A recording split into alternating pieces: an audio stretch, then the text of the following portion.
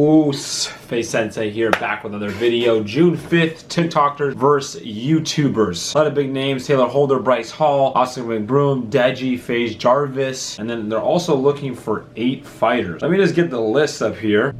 Hazel, relax, okay? You can be in the next video. Tanner Fox, Nick Austin, Michael Lee versus Jarvis, DDG, Nate Wyatt, some of these names I don't know. Vinny Hacker is versus Deji. So I'm excited. I'm not sure what you guys think, but I'm super excited. You know, when this all started with KSI and Joe Weller, it was a YouTube event. So it was an internet-based event, right? Internet influencer, social media influencers based event, right? So the whole community was there. That fan base was there.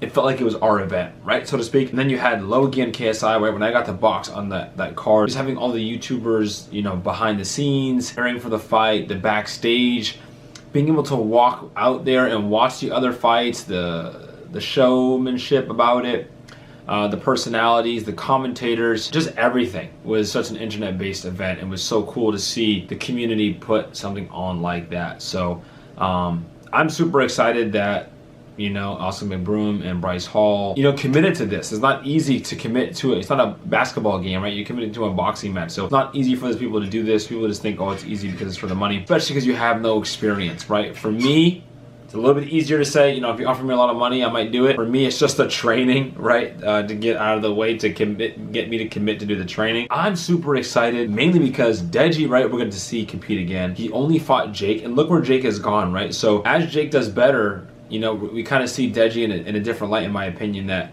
we're more impressed with him the better Jake gets, right? Because it shows that Jake wasn't just a slouch and Deji fought very well. So I'm interested to see how he does because he showed a lot of potential. And you got a FaZe member, right? That's not me. FaZe Jarvis out there competing, right? Not known as like a bigger, stronger person. He's a gamer. So bringing that whole vibe to it, I'm excited about that. Seeing him train and seeing how he progresses.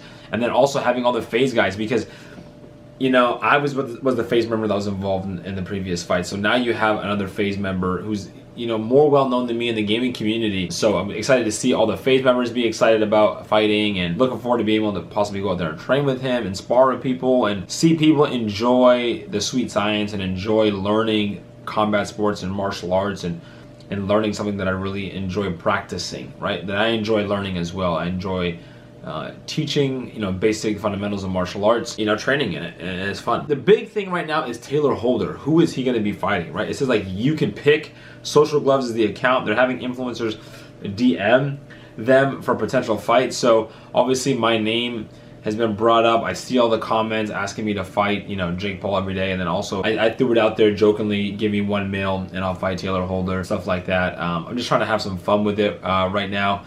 I haven't reached out to them about potential fight. Me and PJ talked over at Flow about doing a rematch. It's funny because I forgot, since he's a TikToker now, he has over 1 million followers on TikTok. So he like falls in the category of a legit TikToker. Yes, he was a YouTuber when he started out, but like technically he could be on the TikTok side and I could be on the YouTube side.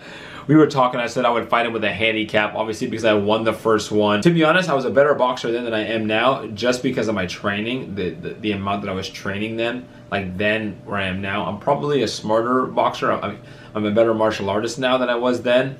But similar weight, size, muscle mass, but I was doing a lot more boxing then, right? I was looking for the boxing matches, so I was doing more boxing. So now I'm not as sharp, but it doesn't mean I can't get sharp pretty quickly and improve. Me personally, I am not looking for a fight. I'm not training actively, right? If I was training actively, if I was looking, I would be training actively. I haven't. To be straight up, I've been burnt out with the competition and fighting aspect. I never had any real aspirations to fight as a real fighter, right? As a competitor in combat sports. So what that means being a pro kickboxer or a pro UFC fighter. I don't have any aspirations there. Nor am I trying to host an event for, like, you know, content creator, influencer fighting, right? So if an opportunity comes my way, yes, but I'm not someone who's training full-time like a fighter and looking for opportunities. Like, to be honest, like Jake is living the fighter life 200% more than I am, because he's looking for fights, he's looking for opportunities right now, and he's training like a pro fighter. So it's just a much different for me and my personal life. I've been running the dojo. COVID's been very difficult for the dojo. In the last year, it's been very difficult. My father owns it, and I run one of the schools, so it's been challenging to maintain the student body, so it's been taxing a lot of energy and a lot of my attention, and that's what I'm really focusing on, because dojo for me and being a sensei is number one. My students come first. It's what I do. It's my day job. It's my first passion. That always comes first, and that has been very difficult. So that's been the focus right now. And if an opportunity comes and it makes sense and they offer me a nice bag, show me the money, and it makes sense, then I've had some other opportunities, potentials, but I just didn't motivate me to want to get out there and train. If I'm gonna train and take it seriously, I gotta stop a lot of the things that I'm doing, right? So I gotta be able to sit down with my father and make these decisions and put together a camp. If a fight presents itself, and it motivates me, yes, but as of right now, my feet are up and I'm enjoying the retired lifestyle. But anyone want to spar, want to do some training, want to go out there and get some work in and help prepare them? I love working with people and getting them prepared for a fight or training. So I've done that with Deji and KSI and try to help where I can. So if someone wants me to go out there, spend a weekend or a couple of days with them just to offer what I can and my experience, I would say I know a lot. I have a lot more information to offer. My cats just broke my entire kitchen. Maybe my cats can headline one of the fights because they're literally murdering each other. Anyways, any of the creators that are out there, TikTokers or YouTubers besides Jarvis's opponent and Deji's opponent, because I'm on their team, want to do some training, want to do some content, some collaboration, some sparring, or just some training in general, I would love to. I like staying sort of neutral because it gives me the opportunity to train with more people and get involved more in their camps, and I love that. Right now, the top of my list, my focus is I want to see Deji do awesome. I want to see Jarvis do awesome, and I'm very interested to see how Taylor Holder does because he looks pretty sharp, and I'm excited to see that. Does he cross over into the KSI tier? You know, does he cross over into the Jake Pro fighting Logan? You know, even Gib. That's what I think Gib has potential, and they're talking smack about him. But I'm like, dude, Jake is done well. It's like, and he got caught early, so I would like to see Gib have another fight and see him go multiple rounds, to see all the hard work he put into him, get a chance to display that in a hard fight, you know, be able to display the things that he's been working on. I love to see that, regardless of who you are. You work hard.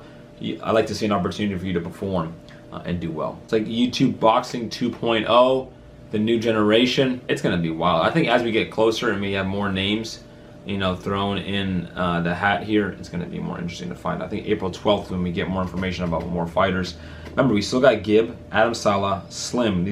Those three guys, I'm very interested to see where they get in the mix because Adam is very good. Slim obviously has potential. So these guys who are a part of this, I'm interested to see where they go. They should be on this event, you know, based off their notoriety and how they perform. So very interested. Let me know in the comments what you think.